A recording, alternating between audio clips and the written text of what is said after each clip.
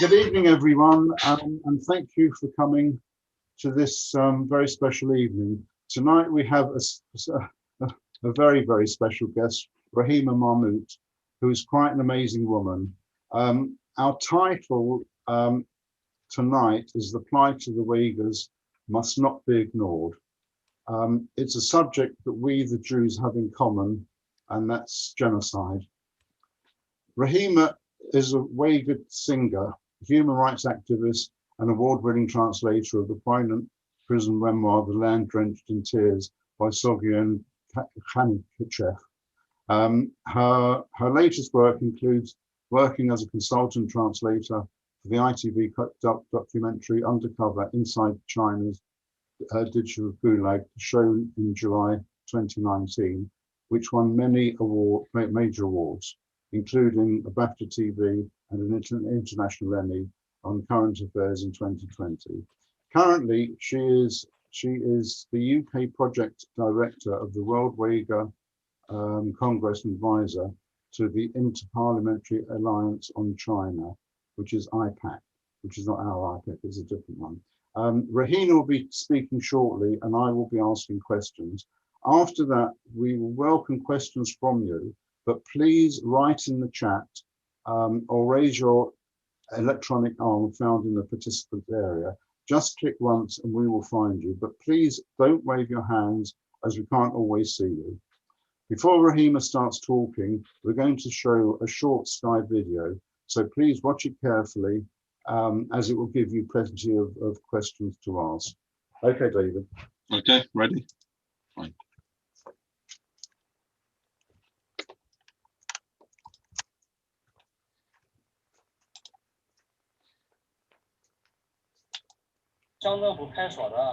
When Sky News visited Xinjiang in September, the power of China's police state was clear. These were the visible signs of an intense crackdown by Chinese authorities. But it's behind the walls of these detention centers that crackdown is felt most.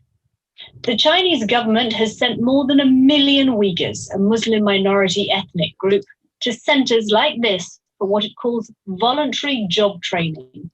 US officials have previously described them as concentration camps, and newly leaked cables reinforce reports that they are centers for forced ideological and behavioral re-education.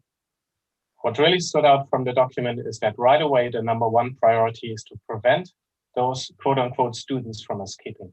The end game is to change an entire minority population. It's a cultural genocide and it's a coercive social re-engineering. The documents came from an anonymous source, and the International Consortium of Investigative Journalists verified them by consulting experts, cross-checking content, and comparing signatures. They describe an elaborate scoring system that grades detainees on how well they speak Mandarin, memorize ideology, and adhere to strict rules. We had to talk to a speaker to get permission to go to the toilet, and there were 10 minutes of toilet time each hour for all of us. Some of us were able to go in this time, and some weren't. We didn't waste water to wash our hands. We had 2 minutes to shower with cold water each month. They would tell us that we were poisoned by religion, that Islam is an infectious disease, that it came from abroad, that if there needed to be a religion in China, then it must be Buddhism. The papers also show how Beijing is pioneering a new form of social control using data and artificial intelligence. Drawing on data collected by mass surveillance technology, computers issued the names of tens of thousands of people for interrogation or detention in just 1 week. China has denied the claims. Last week, its ambassador to the United Kingdom called them fake news. I'm telling you what the document, so-called document you're talking about, is pure fabrications. Don't listen to fake news. Don't listen to fabrications.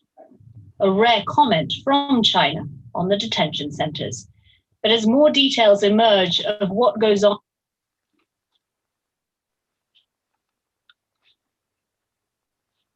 Sorry. We appear to Welcome to Just Hands on TV, have Britain's premier online classes for quilting. we've lost the link, I'm afraid. So Okay, I mean, there wasn't a lot left there. So Rahima, what were your comments on that film? Well, that's a reality, what is happening since 2016, I would say. I lost contact with my family in January 2017. And soon after that, we learned that the roundup started, large number of Uyghurs taken into the so-called re-education camps. So you can see from the video footage how this man blindfolded, shaven, and forced onto trains. And we know there were over 1 month, they stopped selling tickets to ordinary people, train tickets to ordinary people. That was in 2018. And we know something really strange or terrifying is happening. We suspected that they were moving a large number of Uyghur detainees into mainland China. And later, Peter Winter organization confirmed in their report that there were large number of Uyghur detainees are transferred to very harsh prisons in mainland China. That footage you've seen, that could be that they were transferring these prisoners to mainland China or somewhere else. Okay, how far? So we're going all the way back. How far back do the Uyghurs go, and how did you and your family manage to get out of China? And I'm assuming into UK. Okay. By the way, thank you so much for inviting me tonight to talk about this very pressing issue and what is happening to my people. As Uyghur myself, I've been suffering because of what is happening. Uyghurs, we are the Turkic Muslims. Many people, I don't think, heard about the Uyghurs until the recent years, since this terrible things happened, and it is still ongoing. And we are. Our language is very, very close to the Uzbek language, or culturally and linguistically, and also our religion as Islam. We are much closer to Istanbul than Beijing.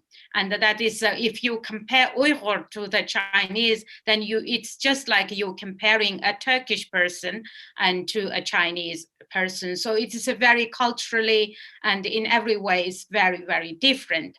The invasion by the Chinese, it started in Qing dynasty. Very first invasion, it was in 1759, and up until 1864, that was renamed Xinjiang. The Xinjiang means the new territory. Although Chinese government often claim that the Xinjiang is a inseparable part of China from ancient time, but the name itself, it doesn't really can back up that claim, because Xin means new, Jiang means territory. So from the time that China's invasion, there were few independence that we have declared just before 1949. That the last independence, the East Turkestan, was in 1944. And then the CCP, the Chinese Communist Party, invaded my country in 1949.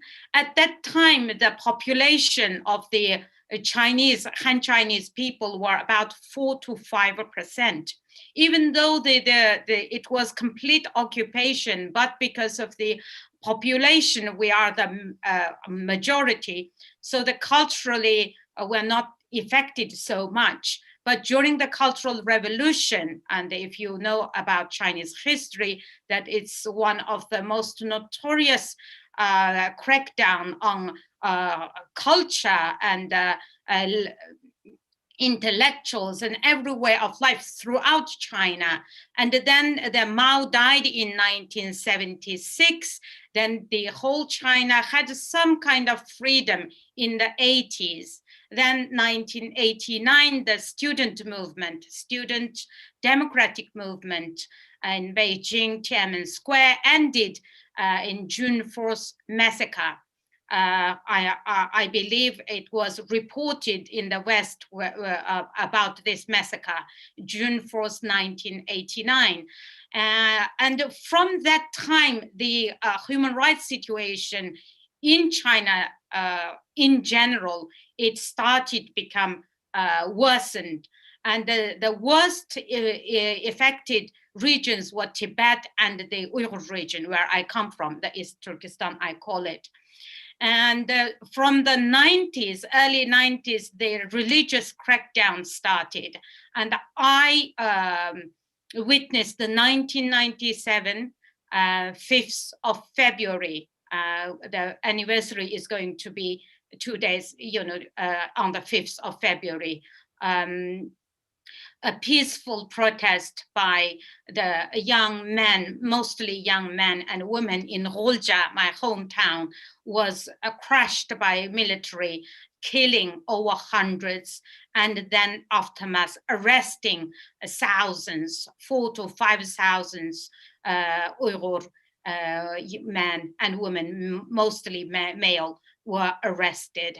And a lot of my relatives also arrested during this crackdown. And that is the event that made me to decide to leave my country. So in 2000, I was lucky to obtain a visa, a student visa, to do master's degree in UK, in University of Central Lancashire. And I came, and since I never went back, and I hoped that situation might get better. But to my horror, it never improved. It only worsened year by year. So from severe persecution to genocide, that actually it started from 2016 after a man called Chen Quanguo, now current party secretary, who ruled Tibet for 5 years and terrorizing Tibetans. Then he was appointed to become a party secretary of the Uyghur region. And since 2 months after he became the top man in my country, I lost contact with everyone. Then last contact with my family was on the 3rd of January 2017. So after 2 months not able to get hold of anyone, and then my eldest brother, when he answered the call, I asked him why no one is answering my phone. And he said they did the right thing. And then he said, leave us in God's hands. That was my last conversation. And soon after that conversation, that exchange, and the mass arrests that taking people to the so-called re-education camp that emerged on news reports and from other interviews, etc. So that is how it all started. Okay. So you still haven't heard anything from your family? No, it is simply impossible. Simply impossible. I'm not the only person. What happened was, in the beginning of this crackdown, they targeted the religious people. then the people who has family abroad or family who traveled abroad, and also people who had like apps, like WhatsApp apps on their phones. So any little things that considered not normal, or they listed many ordinary activities as being criminal activities. And that is how they managed to arrest so many people. Then intellectuals, especially from 2018, we had a large number of intellectuals, the professors, the prominent professors, poets and writers, and businessmen, philanthropists, all taken away. That also include artists and basically people from all walks of life. Cultural figures were targeted. So at the moment, we know that up to, we say, 3 million Uyghurs are in this so-called re-education, but in fact, they are, it's exactly the same as the concentration camps. And from the accounts of the people, some managed to escape, or some mostly were released because of foreign national, being a foreign national, or because their spouse were foreign nationals. And the account from their testimonies, what is happening inside is absolutely horrific. The torture, mass rape, forced sterilization, food deprivation, and also up to 1 million children now removed from the Uyghur family, and they were placed in a so-called boarding schools, but actually it is children's camps. They are not allowed to be visited by their own families.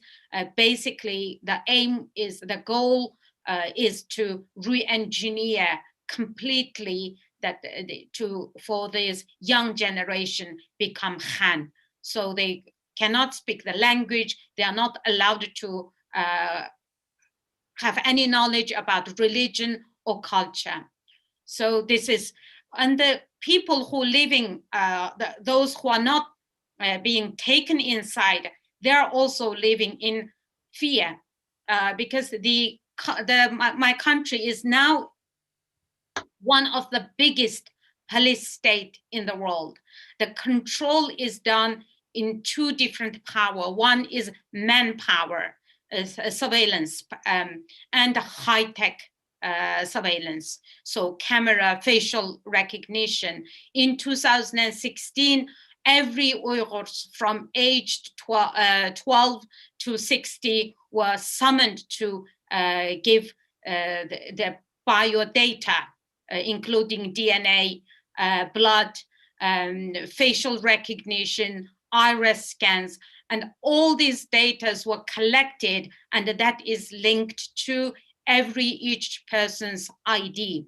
So when Uyghurs, from the time they step out from the house until the time when they step back into the house, every movement is collected via this camera, and also every 200 meters, Uyghur and other Turkic Muslims, they must swipe their card to pass many different checkpoints. And all that is collected into the so-called integration system, integrated platform, and that collect the data that is connected to the Public Security Bureau.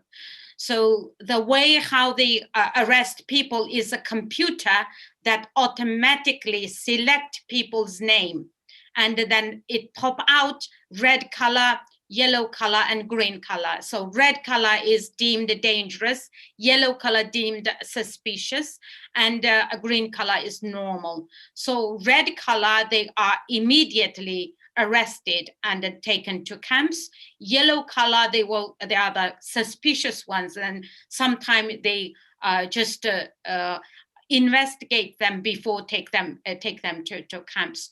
So last time when I spoke to one of the intellectual, high-tech intellectual, and he told me that people living in Hara, and even those who are not inside camps, even friends, when we get together, we couldn't talk about anything.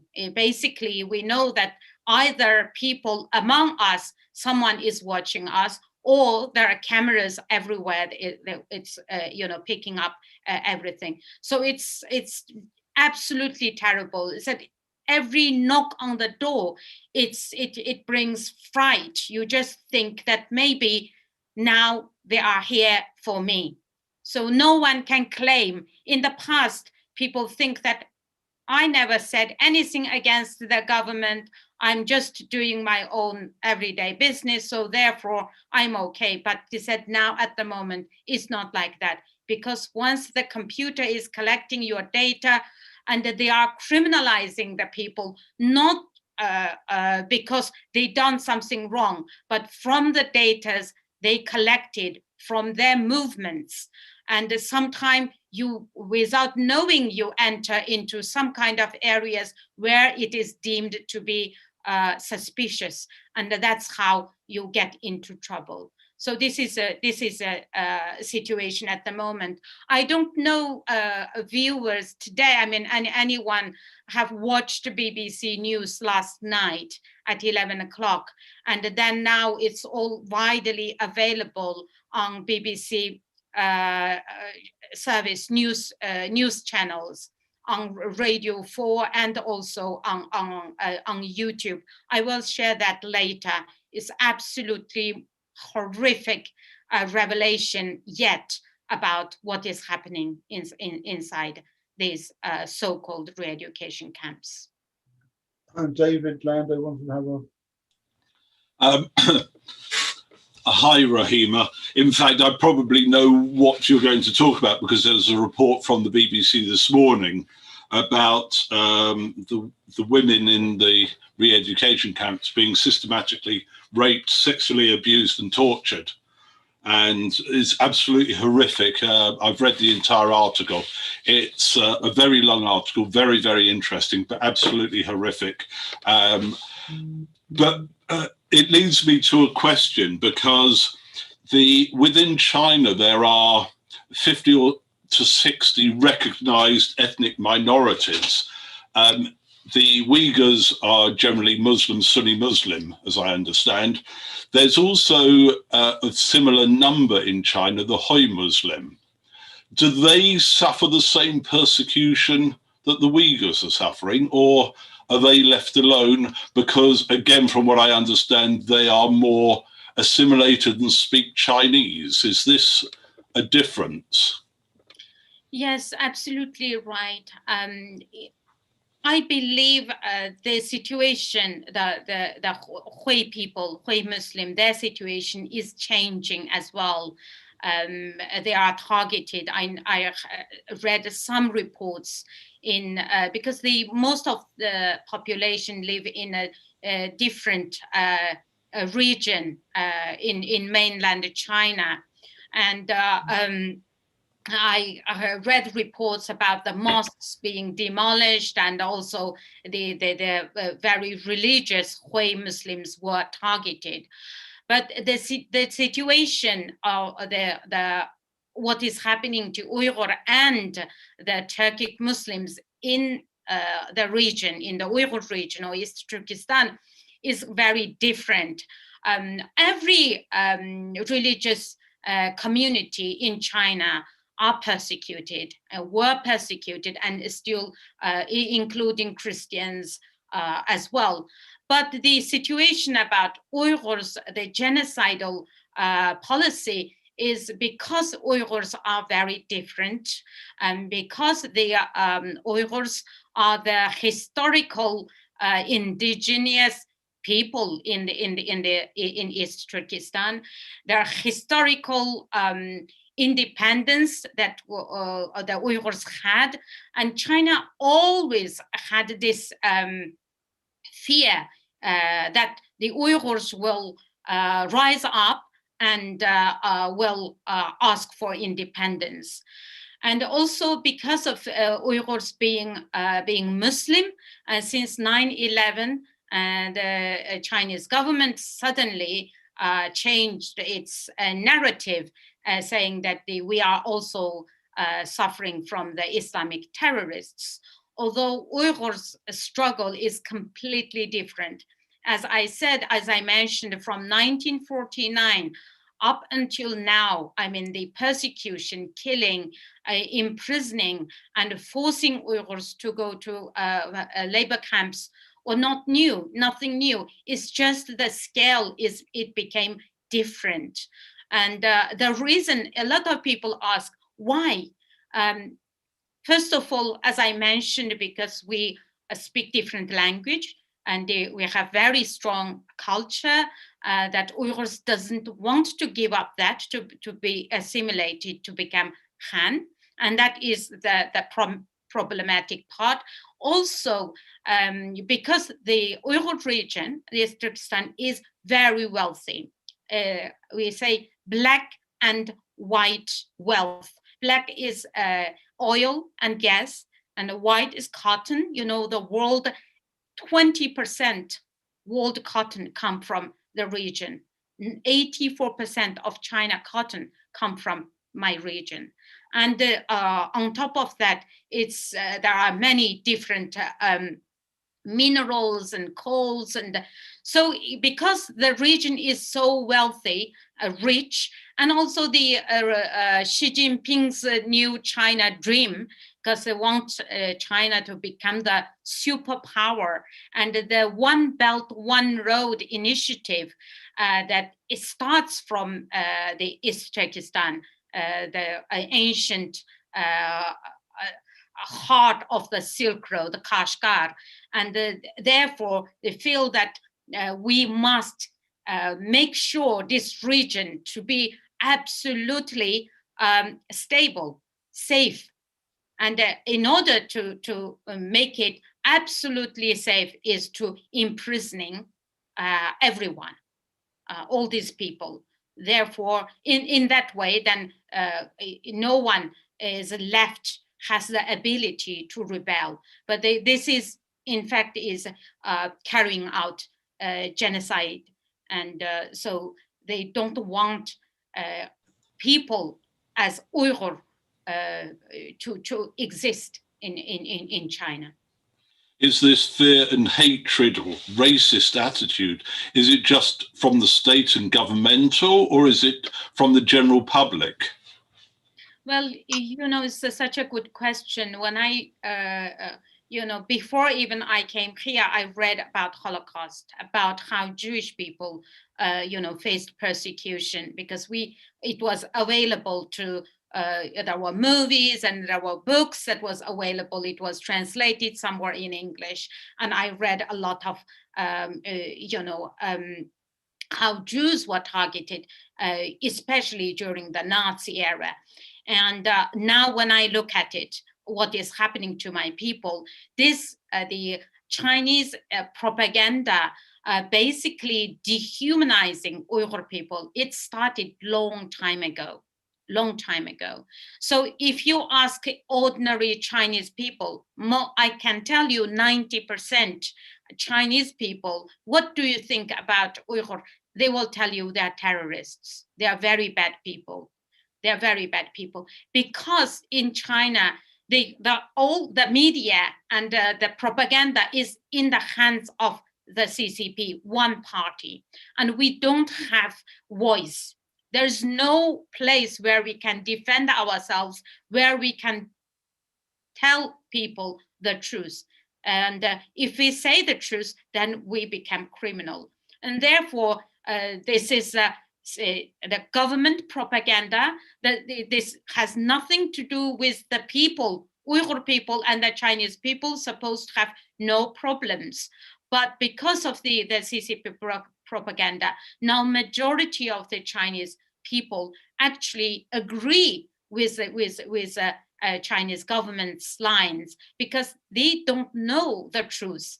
They don't know that Uyghurs are in these concentration camps. They are tortured, or they're forcibly brainwashed, or they are being raped, because there is no such news exist or available inside China.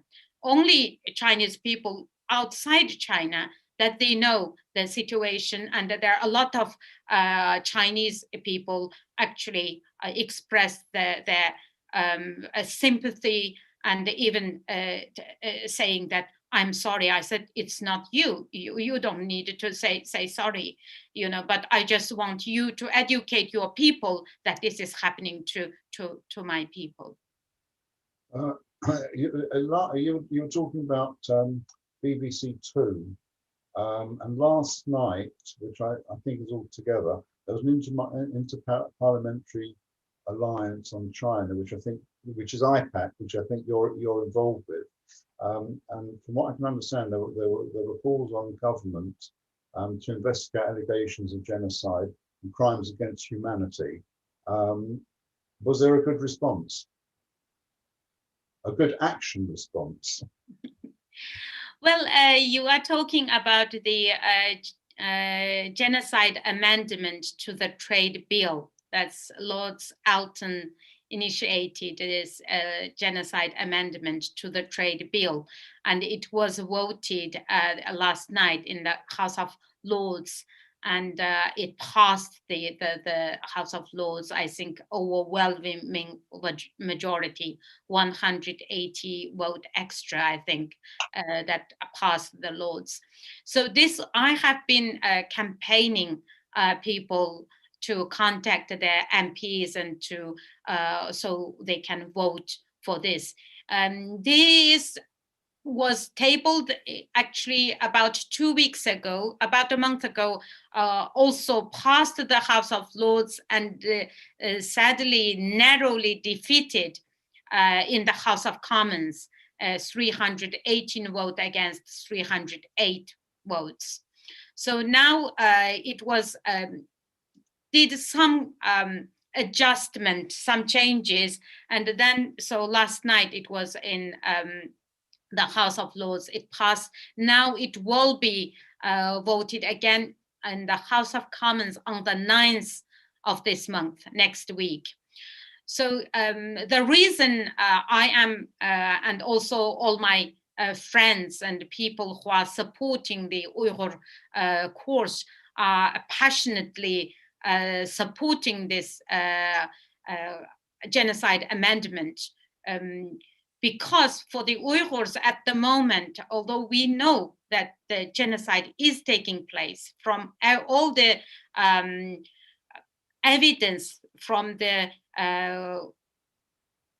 survivors' accounts, from the satellite images, from the reports by the independent experts like Dr. Adrian Zenz, also the leaked government documents.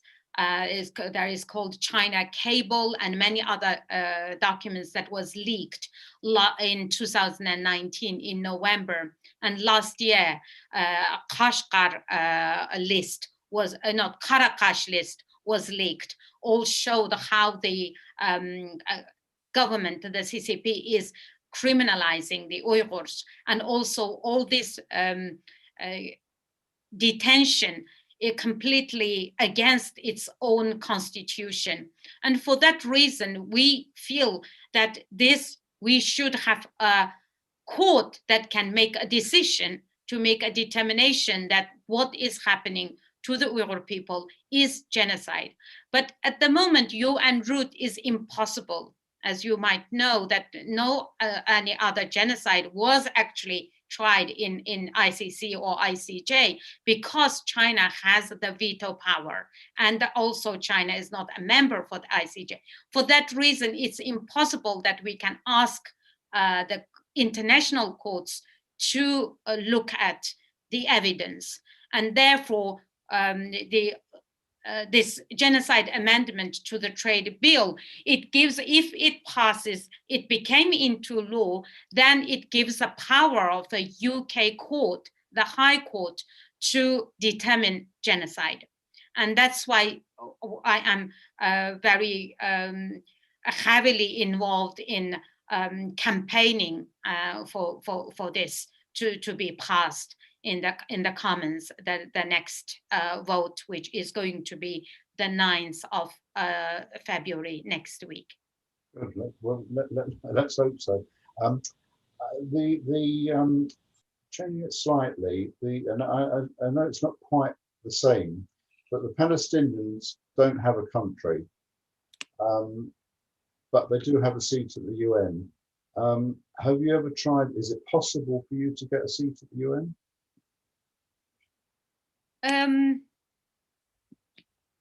This is a quite technical question, and I am not, my campaign is focused on the UK, and I don't really know the technical parts about having seats in the UN, and whether even having seats in the UN, whether that can help at all.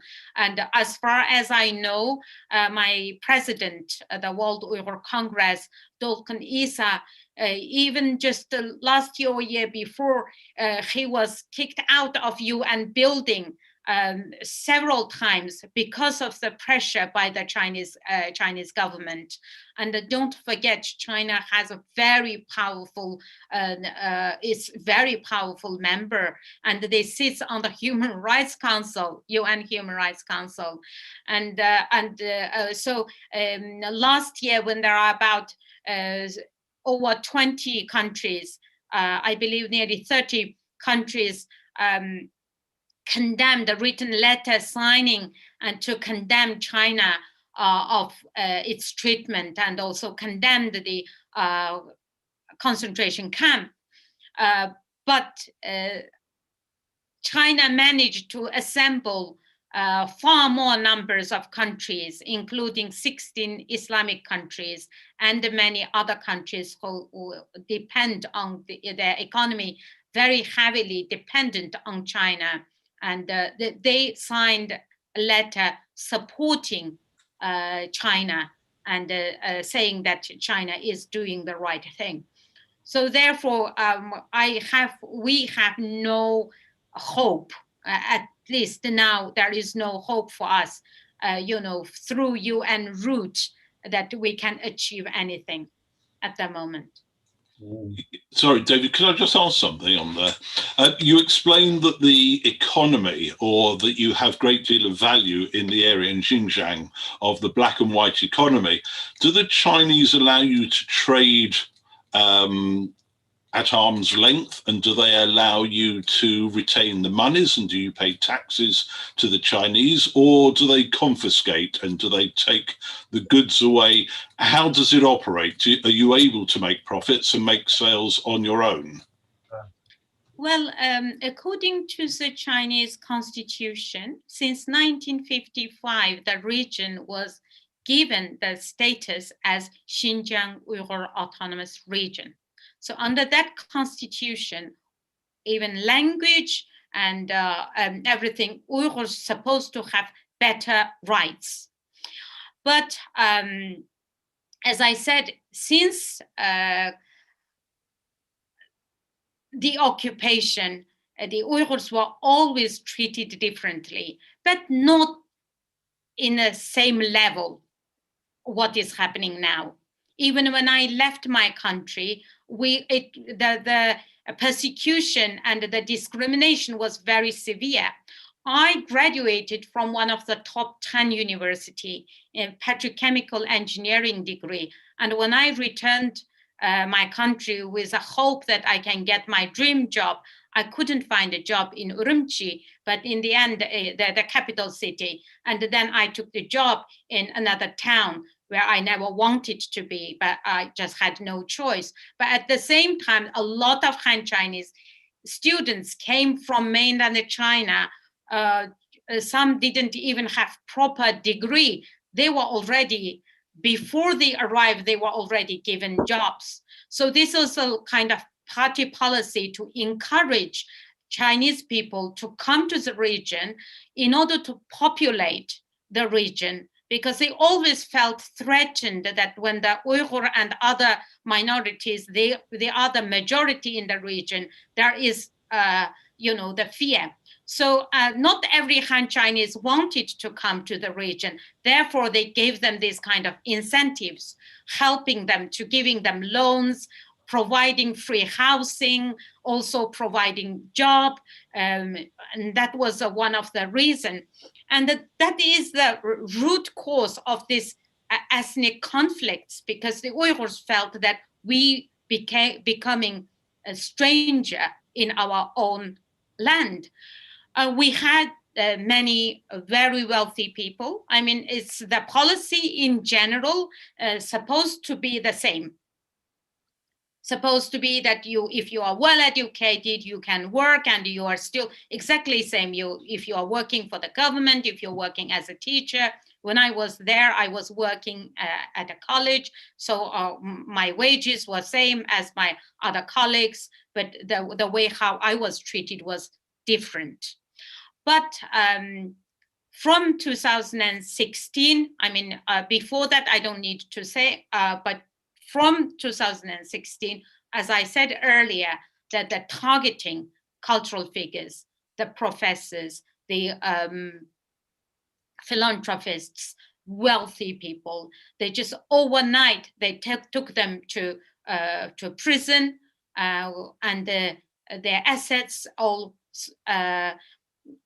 frozen, or confiscating them. So basically, no Uyghurs is safe. If the government decide to come after you, and if they decided to take away anything from you, you simply have no legal right to defend yourself. That is the situation at the moment. Mm. I mean, do you think, I dealt with the Chinese for a long time, and do you think that part of the problem, the Chinese have now become like a superior people, like the Nazis? Basically, the root cause of this, the mentality of this kind of genocide, when you look at the Bosnian genocide, all the same pattern is that these people believe they are the superior. And the Chinese now, the CCP led by Xi Jinping, they believe that they are the superior race in China. And many ex-detainees that I have involved interviewing and interpreting, translating their accounts, mentioned while they were in detention, and the party lines is this, that by 2035, China will be the world superpower. All the countries will have to listen to what China says. And in 2050, there will be only one country and one universe, that is China. That is a party line. This is coming out from the camp, the people who are detained in camps. So it is dangerous, this kind of superiority, or looking down at any other race. It's not just the Uyghurs are in danger at the moment, because this pattern can happen to anyone. Today is Uyghur people, tomorrow the Tibetans are very also in an extremely terrible situation as well. And now we don't know, Hui Muslims, they are also in a very vulnerable situation.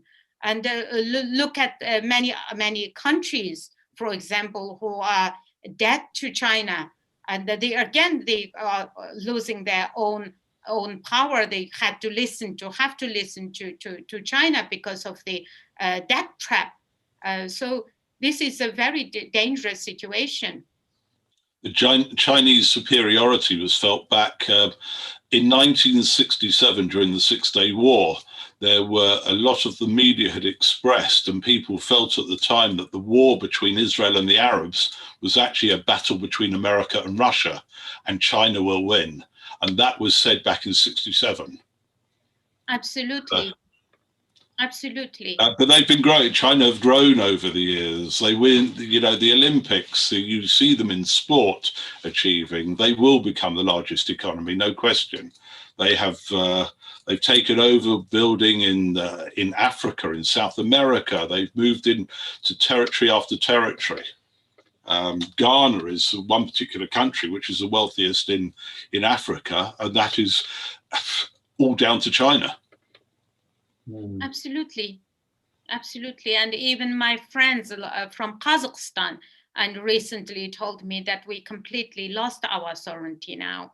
You know, when Uyghur people or even the Kazakh people fled from the border, because my city is just next to Kazakhstan. The nearest city is Almaty, and when people in 60s and 50s fled, just crossed the border, Qorgas border to Kazakhstan. And then now no one feels safe, because under this extreme pressure from the Chinese government and the Kazakhstan government can send back these people, not only just the Uyghurs and the Kazakh people as well. They're living in fear. And one of the, actually two camp survivors, if you read that article, Sairagul, Saidbay, and Gulzira, by the way, I translated all those testimonies. I worked very closely with the BBC and on this report, and the translation was over 10,000 words of translation, the testimonies from different survivors. And they were all, both Kazakh from the region, and they didn't feel safe in Kazakhstan. They all fled from Kazakhstan. Sairagul now living in Sweden, claimed asylum in Sweden, and the other Kazakh lady, Gulzira, is in another country, and she, even in that country, she doesn't feel safe. So the Chinese long arm is dangerous, is scary. It is, but if you go back in history, I know it's very, very different because of communication more than anything else. Because somebody could do something on the other side of the world and nobody would even know that it happened on this side. In the 17th, 18th century, Great Britain was the leading country. In America, in the 20th century, is America, and this century is now, and it looks like it's going that way with China, especially with what's happening in America. But do you think, I don't think there's any question that COVID-19 was started in China. Whether I'm not saying whether it was on purpose or whether it was an accident, they really should come clean with the world. But whether they will or not, I don't know. Do you think they will finally admit what happened? And do you think they'll ever make reparations? No, you cannot expect from such regime. If you watch the Andrew Ma show, when Andrew Ma invited the ambassador, the Chinese ambassador, showed those drone footage and asked him what is going on here. And he just blindly denied. He said, what you're talking about, this is, fake news. And even 1989, the student massacre, up until now, no apology, still not admitting that they actually killed so many students. And you cannot expect any apology or any admission by this government. This is just not possible. Therefore, I mean, people ask, what can we do? I think that is the most important part of this talk. I'm not just here to inform you how bad the situation is and I just feel sorry for me or for my people, but how any ordinary person can do, with our own power. And you might have read Rabbi Mervi's piece, and also the former chief rabbi, just before he passed away. He also published another article and asking people to stand up and to take action. I believe in people's power, regardless how big and how powerful this regime is. For me, I believe in God, and I do believe things can change. And the way how we can make things change is that people have to put pressure onto the government, and people have to take things in their own hands and do whatever they can. So I would like first thank you for listening to me tonight and giving me this platform and opportunity to inform you from my personal perspective and experience what is happening to my people. Very specific ask I have is that can you please contact your MP, to ask him to vote for the this genocide amendment to the trade bill and on the 9th. And I believe Sheldon Stone, maybe you know, one of my Jewish campaigner who is doing a lot, helping a lot, the Stop Uyghur Genocide campaign, sent me this about what to ask. Here is to email your MP, Matthew Orford, whom I understand is amenable to change his opposition and hear arguments in favor. And for their communal leadership to meet online with him and persuade him that this is the right thing to do and would represent the wishes of many of his constituents who have themselves directly or indirectly been affected by genocide in form of Holocaust. So this is a very specific ask from your community. And also on forced labor, as you already know, a lot of credible reports now. We have at least 500,000 Uyghurs forced into work in cotton fields and the manufactories. And a lot of big brands now, their supply chains tainted by the Uyghur forced labor. Therefore, I will ask you, when you buy, when you buy products, make sure that the products you're buying, you're paying money is not from the Uyghur forced labor. That's a second ask.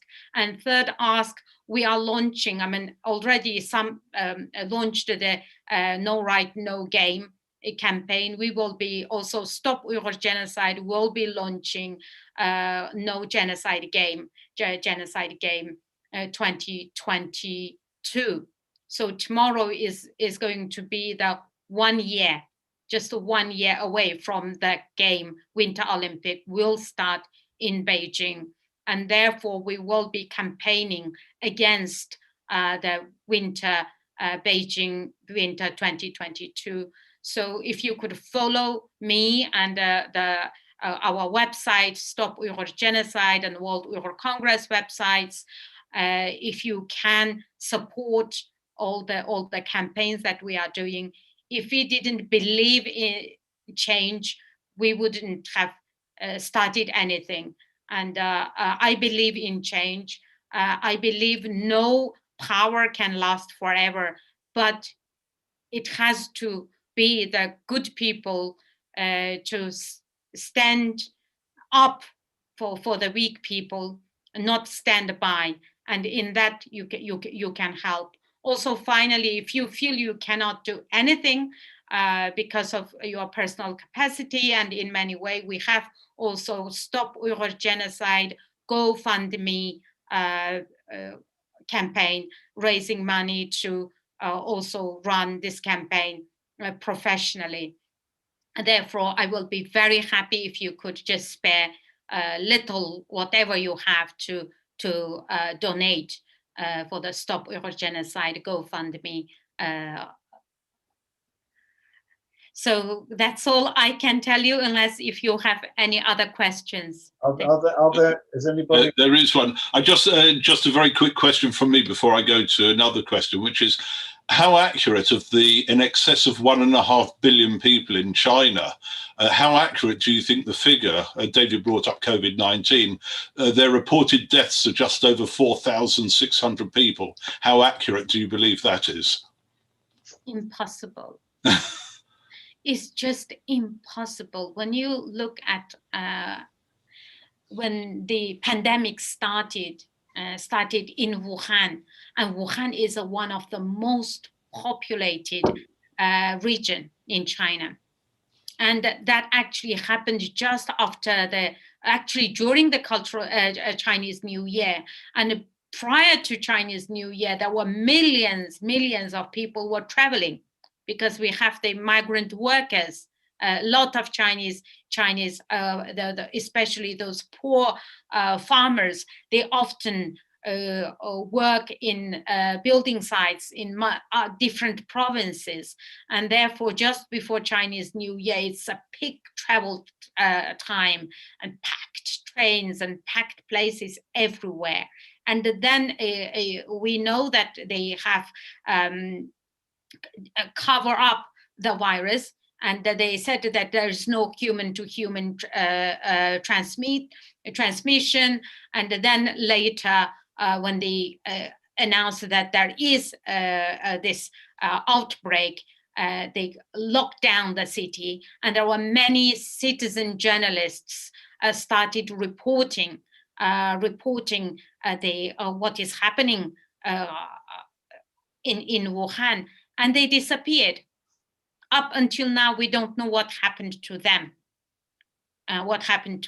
So how is it possible for you to believe, in such dense populated country that only 100, or at that time just several hundred deaths was reported? It's impossible. And I would also recommend you to watch, I think it's still available on ITV Hub. It's the same producer that I worked with on Undercover China's Digital Gulag, Inside China's Digital Gulag, Robin Bunwall, who also produced a new documentary. So the pandemic, the virus which shook the world. It's still available on ITV. It was about 2 weeks ago. It was shown on ITV, and they normally post for about 1 month, and after 1 month, it's not available. So I highly recommend you to watch that documentary. It's extremely, very insightful, informative, great documentary about this virus, how it actually started in Wuhan, how cover-ups, and what happened to the rest of the world. There's a question from Howard Youngerwood. If you'd like to unmute yourself. Hi, good evening. There we are. I just wonder if you can answer this. It's a horrific story you've given us details of. If the Chinese government, as I understand it, are insisting on saying that these are no more than re-education camps, have they at the same time confirmed that they have released members of your community on the basis that they have been re-educated, or has no one been released apart from foreign nationalities? Thank you very much. It's a very good question, actually. There are people being released. Yes, most of them mentally they're already not normal anymore.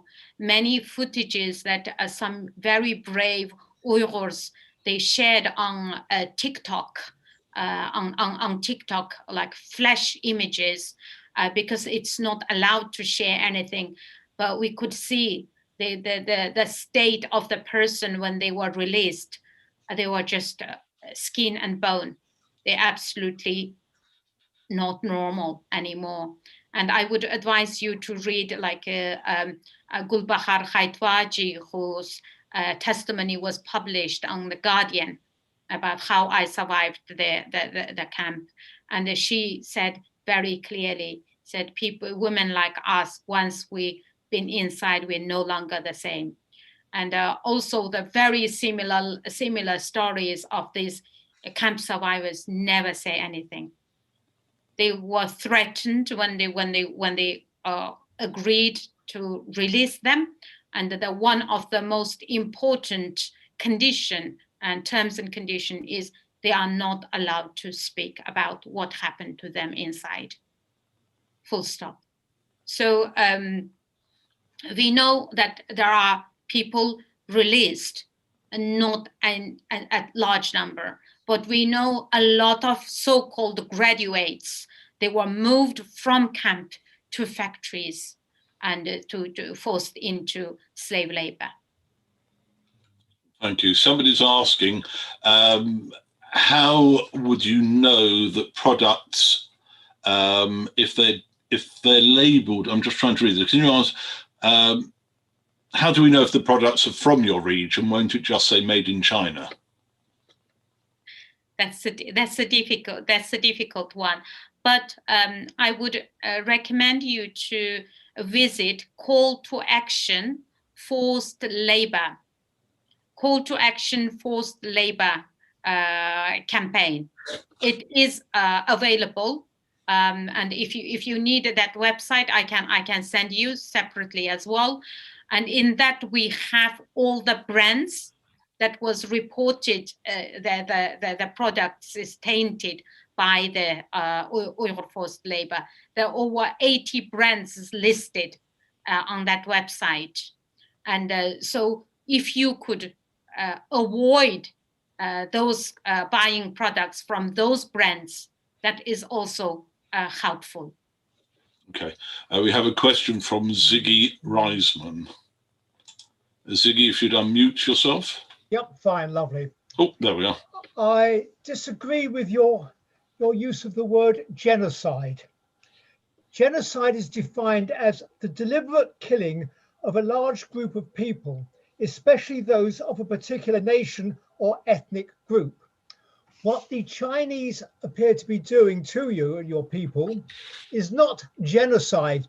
It may be cultural genocide, it may be religious genocide, but it is not genocide in the accepted use of the word.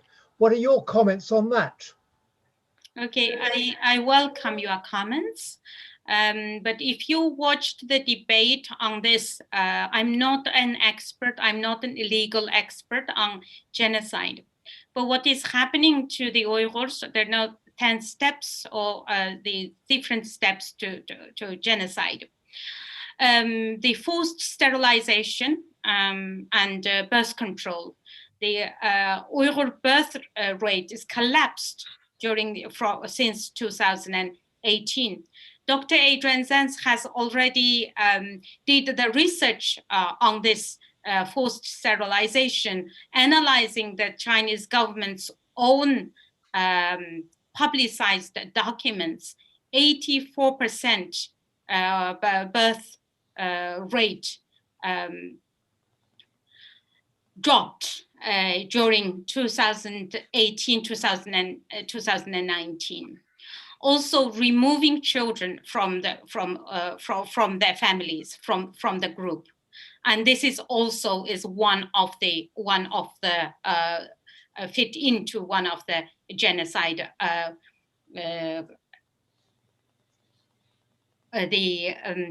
Sorry, I forgot the the list. The list. And also at the moment, we don't know what happened to these 3 million people interned. We don't know how many people survived, how many people died, whether there is mass killing happened. As you know, every genocide is like after when such horror is done, and then you will find what is happening. At the moment, we believe the genocidal policy and genocide is taking place. Therefore, we are asking the international community, the governments to stop China, to avoid another genocide. Ziggy, I must say something, because I think I brought genocide into the conversation right at the very, very beginning, and I wasn't associating Holocaust with genocide with you and so on. But where do you draw the line? I mean, how do you know when does a genocide become genocide? We lost 6.5 million, but at what point did it become genocide? So that's not quite what I'm. He used the term in his definition, a large group of people, but to define large, is large 5 or is it 5 million? So when does it become genocide? The moment you start murdering people for political reason or otherwise, or any other reason out of hatred and racism. Well, I think it's been quite a. There are no further questions, by the way, David.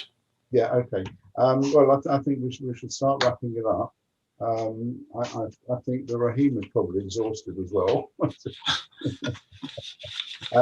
I wish it could be an evening where we could finish up on a big high, but you don't really know. And I mean, I would think one of your biggest prayers, and I'll pray for you, is to go back to China one day. I mean, do you ever think you'll get back there? I really, really hope that can happen. I have 9 siblings. Have you? I didn't see them, their children. I didn't see them since 2000. I left. But at least I was able to speak to them over the phone until 2017. And not knowing is really, really terrible thing. It's very, very difficult. It's very painful. Why China is so scared of, people communicate with their relatives abroad. That alone gives you a lot, tells you a lot. There is something really, really terrible is happening that they don't want the world to know. But thanks to the technologies that, the satellite imagery and all of drone footages, etc., the world learned what is happening. Initially, the Chinese government thought that the world will not know anything, just like during the Cultural Revolution. That's how they just closed the door, and then we didn't have such high technology. And even though this genocide, I will just repeat, it's if the Jewish people face the first industrial genocide, the Uyghurs, we are the first high-tech genocide, because using the high-tech, controlling every movement, and using that technology, criminalizing, and try to completely eradicate you as people. Regardless whether killing you or whether completely change you using so-called re-education or brainwashing. You can imagine me if I didn't have any Uyghurness, I was completely a Chinese person, then I wouldn't be the person that I'm supposed to be, you know what I mean? So it is very, very difficult. There is a very, very fine line here. And for me, I do believe, as I said, God, I believe in miracles. I believe things can change, can happen. Therefore, I still have dream that one day I might go back. I might even sing in one of the biggest concert hall, and for my people, because from a young age, from childhood, that's what I am good at, to please people, to draw everyone together with my songs. I come from a very musical family, and now this atrocity completely taken over my life, and the only joy that I have is to spread the word. And when I see people joining the campaign, helping me and supporting me, speaking up for me, that is become the most important thing in my life.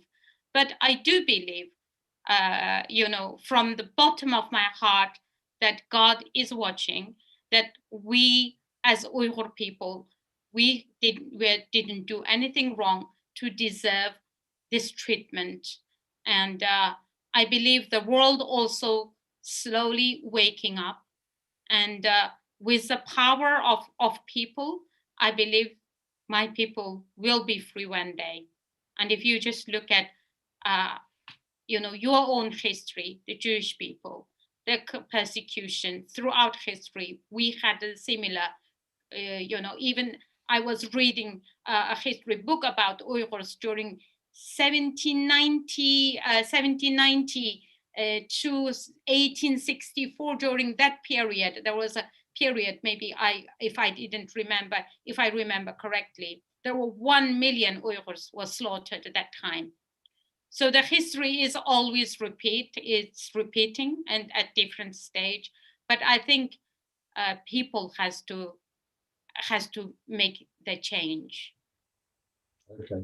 Well, look, I think what I will try and do and try and get in our synagogue to do the three things, or some of the three things that you suggested, and I hope we can help you in our little way, because little things get bigger, so you never know. But we'll keep in touch anyway.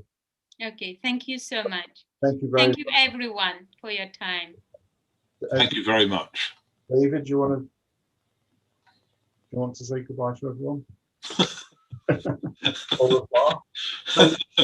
Yes. Shall I just say about next week? Thank you, Rahima. That was wonderful. I know it's very moving, and I could tell you were very emotional as well. It was, but thank you for joining us this evening and opening our eyes to what's going on for the Uyghurs in China. Thank you for that. Next week, we have somebody called Lynn Julius, who will be speaking on 3,000 years of Jewish civilization in the Arab world, which vanished overnight. She's the daughter of Jewish refugees from Iraq. She is a journalist, a blogger, and a founder of Harif, the UK Association of Jews from the Middle East and North Africa. It should be very interesting. Please join us next week. Do you want to end this evening, or shall I, David? You can finish. Thank you, ladies and gentlemen. Thank you, Rahima, once again for being with us. I wish you well in all that you do and great success in what you're trying to do for your people. I hope that everything works out and that your life ahead should be happy and you should see your family again very soon. Thank you, everybody, for being here this evening. I wish you all well. Enjoy the rest of the week. The days are getting longer. We are moving towards spring, and hopefully we will have better times ahead of all of us where we can actually be in the same room at once. Wouldn't that be nice?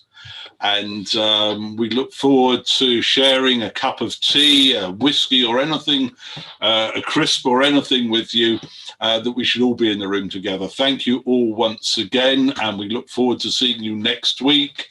And take care. Enjoy the rest of the evening, the rest of the week. Have a good weekend, and we will see you soon. Thank you again. Good night. Do you want me to open up the chat, David?